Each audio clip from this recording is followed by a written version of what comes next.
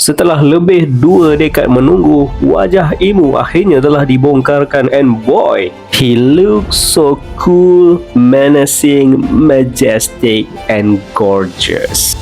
Waktunya menyaksikan ketampanan.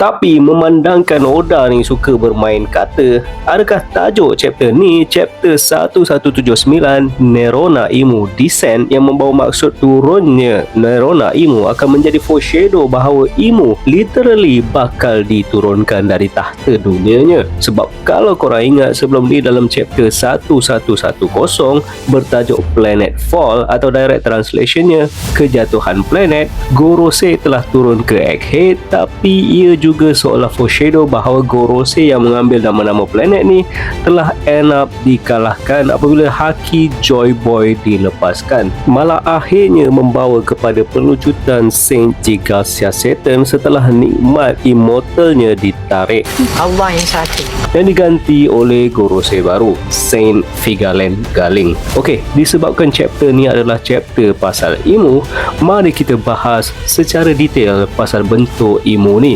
Yes, it's time for Emu Piece.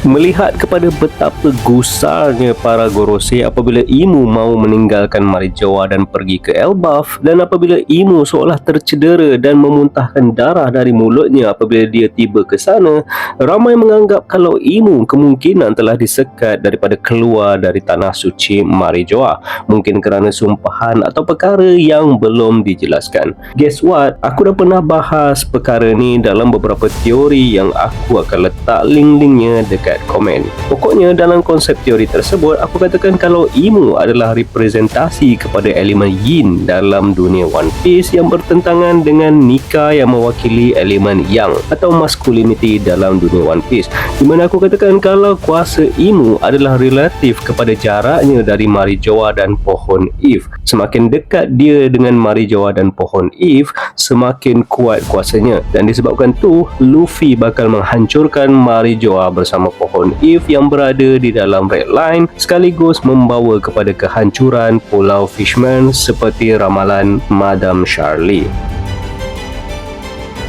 Benda yang paling menarik minat aku dalam chapter 1179 ni adalah kedatangan Emu ke Elbaf cukup gah, bukan hanya dengan visual pentagram raksasa yang menggemparkan seluruh Elbaf, malahan kedatangan Emu juga telah diiringi seolah-olah rentak dan muzik dan somehow menjadikan rumah-rumah dan pokok-pokok dalam lingkaran Magic Circle hidup dan ikut bernyanyi. Nah, sebagai seorang fans One Piece, pemandangan ni sebenarnya agak tidak asing untuk kita.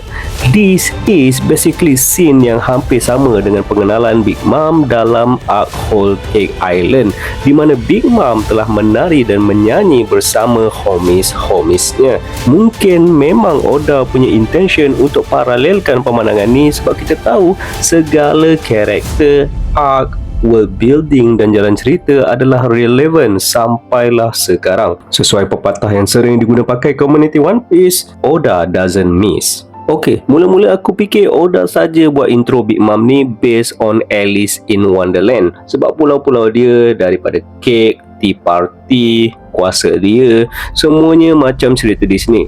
Tapi sekali lagi dekat penghujung arc Whole Cake, setelah Big Mom tantrum nak makan wedding cake dan mengamuk dari pulau ke pulau sehinggalah akhirnya Sanji, Pudding and gang berjaya bagi makan kek tersebut dekat bayi tua ni.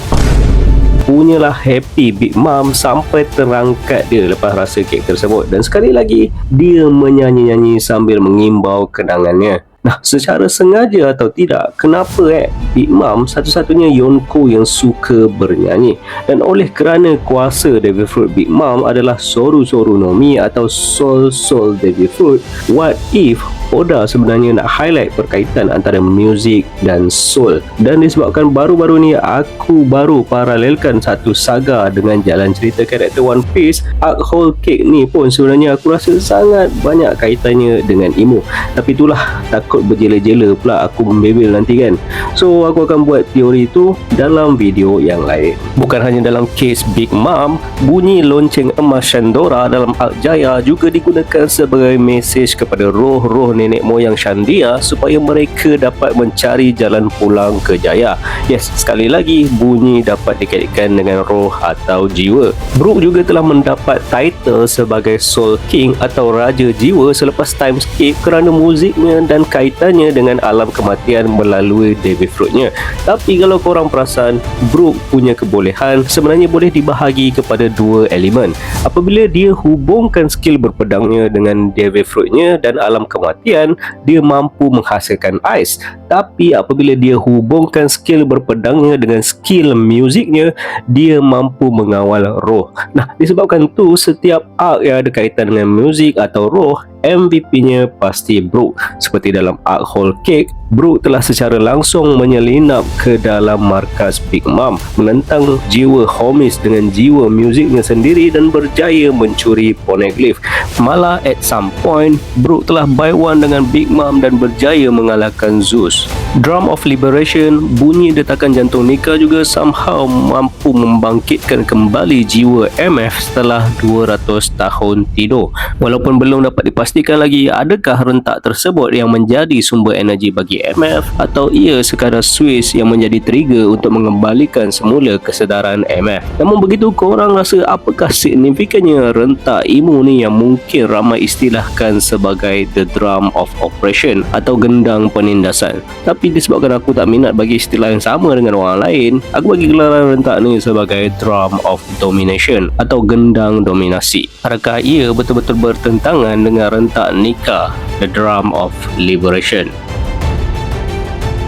Kehadiran emo telah ditemani awan gelap di sekelilingnya dan pada senjatanya. So far, ciri ini hanya terdapat pada emo dan tidak pada pengguna Devil Fruit lain. Even bentuk Nika Luffy juga tidak mempunyai awan-awan ni. Tapi ini mengaitkan semula macam aku cakap tadi, yin dan yang antara Nika dan emo. Kalau Nika dalam keadaan serba putih dengan awan putih yang merupakan warna perlambangan kepada elemen yang, emo sebaliknya dalam keadaan gelap dengan awan hitam untuk melambangkan elemen yin. Tapi what if Oda saja letak awan ni untuk memberi petunjuk kepada kita apakah kuasa Devil Fruit yang dimiliki emo? Kalau korang ingat, ada satu lagi Devil Fruit yang mampu menghasilkan awan yang digelar Flame Cloud, di mana awan tersebut boleh digunakannya untuk terbang. Yes, Devil Fruit Uo no Mi model Seryu yang dimiliki Kaido dan Momo juga boleh menghasilkan awan. Adakah macam aku teorikan sebelum ni, emo juga kemungkinan memiliki kuasa Devil Fruit dengan model naga. Nah, ciri-ciri fizikal emo somehow sangat melambangkan satu makhluk yang wujud dalam hampir semua kepercayaan. Dan aku rasa korang pun tahu apakah makhluk ni. Yes, the Devil. Walaupun Oda belum bagi tahu warna kulitnya secara canon, kulit emo terlihat berwarna antara coklat seperti seorang Lunarian macam King atau merah macam Hellboy. Korang mentang-mentang anime Fire Force baru tamat, terus chop Oda ciplak design Shinra Banshouman Tak, korang kena faham, design ni bukan benda yang pengarang Fire Force mulakan. Ciri ni sebenarnya boleh dikatakan muka-muka pasar kepada sosok devil dalam banyak kepercayaan. Cuba tengok Hellboy, Oni, setan dalam kepercayaan barat. Setan dalam buku Mastika pun macam ni lah lebih kurang rupa dia. Apa yang menariknya, bentuk emo di sini terlihat seperti gabungan deskripsi setan dalam beberapa kepercayaan. Overall rupa, rambut dan tanduk dia adalah deskripsi kepada Oni dalam kepercayaan Jepun, manakala ekor yang berbentuk panah melambangkan setan dalam kepercayaan barat. Bukan itu saja, deskripsi yang Oda guna menggunakan kepada kebolehan Imu sebagai Akuma no Mi atau Devil's Fruit seolah-olah merujuk kepada buah setan secara general ketika memperkenalkan Imu dalam chapter terbaru juga telah menjurus kepada perlambangan Imu dengan sosok syaitan tu sendiri. Namun begitu dekat sini Oda sekali lagi buka langkah klasik dia untuk mengelirukan kita. Oda dengan sengaja letak ability Imu sebagai Akuma no Mi dengan twist nama Devil Fruit tersebut tidak berulang seperti nama Devil Fruit lain macam Gomu Gomu no Mi, Hana Hana no Mi, Hito Hito no Mi dan basically 99.9% Devil Fruit lain. Seolah-olah dia cuba meng-highlight bahawa ada perbezaan antara Devil Fruit Imu dengan Devil Fruit lain. Ini yang membawa teori kalau Devil Fruit Imu kemungkinan adalah Devil Fruit yang pertama atau semacam prototype kepada kesemua Devil Fruit. Aku juga pernah teorikan benda ni kalau Imu adalah salah satu dari proto-ancient weapon dengan ayat, Yes, aku percaya at some point Dewa Bumi telah mencipta the finale of the proto-ancient weapon, menyempurnakan impiannya untuk menjadi dewa di bumi dengan menjadi proto-ancient weapon itu sendiri. And that weapon is, that weapon is none other than Hell. Dalam mitologi Nordic, Hell adalah penguasa kepada Helheim atau neraka. Manakala paralelnya di dalam One Piece, Marijoa itu sendiri juga pernah dijuluki oleh Sabo sebagai neraka. Jadi, penguasa kepada kerajaan Marijoa pula adalah Imu. So, dengan kata lain, Imu adalah Hell.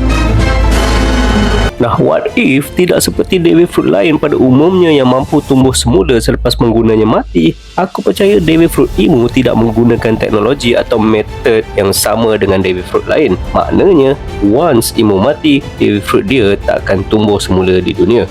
Tapi aku akan bahas benda ni dalam teori yang lain sebab ia agak panjang. Perkataan Akuma dalam deskripsi Imu juga ditulis dalam katakana, sedangkan sebelum-sebelum ni Oda menggunakan huruf kanji untuk penamaan Devil Fruit. Okey, kalau ada yang belum tahu, katakana adalah huruf Jepun yang digunakan untuk menterjemah perkataan yang bukan berasal dari Jepun. Contohnya Kit Kat ditulis dengan katakana Kitokato, manakala kanji adalah boleh dikatakan selalunya digunakan untuk menerangkan maksud sesuatu perkataan. So maknanya perkataan Akuma di sini masih belum dapat dipastikan maknanya atau ia boleh jadi adalah kuasa devil atau syaitan yang dipinjam dari luar Jepun. Nah, guess what? Aku dah pun teorikan benda ni secara panjang lebar dalam mega teori lepas kalau Imu melambangkan tamadun barat dan kuasa Devil Fruitnya adalah personifikasi kepada sosok antagonis akhir zaman dalam 3 alur, iaitu dalam Kristianiti, dalam kisah Nordik dan dalam alur sejarah manusia. Dari aspek kepercayaan mitologi Nordik, Imu mewakili sosok Hel, penguasa kepada Helheim yang mengetuai bala tenteranya dalam peristiwa perang Ragnarok, sama macam Imu yang mampu mencipta tentera yang akur kepadanya dengan perjanjiannya. Dari aspek sejarah manusia, Imu mewakili barat yang membawa kepada perang dunia ketiga dengan kuasa Mother Flame sebagai bom atom. Dan terakhir, dari aspek biblikal, macam aku cakap tadi, Imu mewakili Satan dan naga merah. Satu ciri yang agak prominent pada Imu adalah tatunya.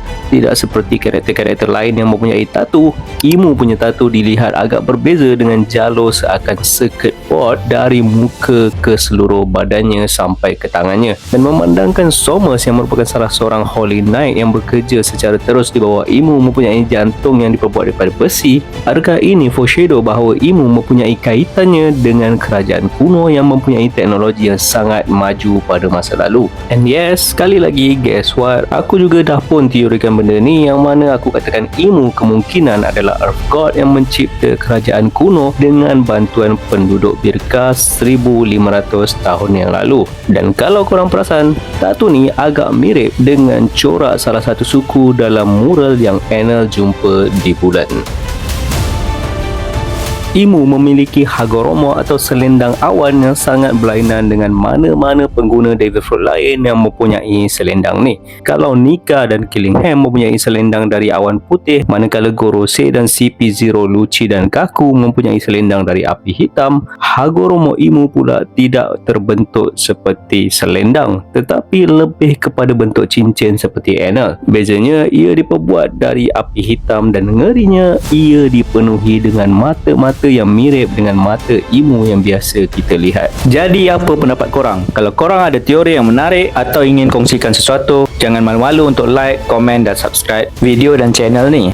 Kita jumpa lagi di Laugh Tale.